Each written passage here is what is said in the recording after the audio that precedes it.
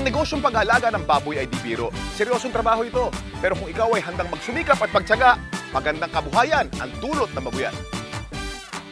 Sa buong Pilipinas, sa lahat ng lalawigan, maraming taong umasensong buhay sa negosyo ng babuyan. Kagapay sa tagumpay ang Pigrolac at Univet. Malaki na itutulong ng Pigrolac Hog Feeds at Univet Products sa pagpapalaki ng negosyo.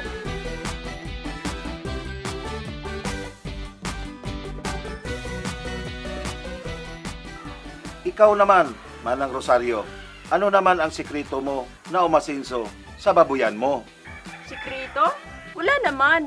Nagiging masilan lang siguro ako pagdating sa mga alaga ko.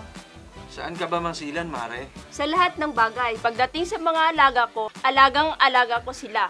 Pag may nakita akong dumi sa katawan nila, hinuhugasan ko agad sila.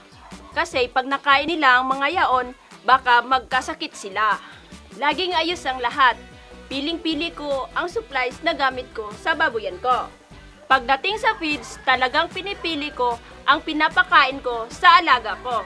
Kailangang maganda ang packaging. Nakasilupin sa loob ng matibay na sako para hindi amagin, umabulok at hindi mabasa sa ulan. Siyempre, dapat talagang masustansya. Kitang-kita ang ingredients sa label. Yung pellets, magandang klase, poro, walang insekto, walang amag, at di mabaho. Kung nababahuan ako, mababahuan din ang mga alaga ko. At dapat, tama lang ang presyo para di mabigat sa negosyo. Para sa masilan at mapili tulad ko, Pigrolac! Pigrolac!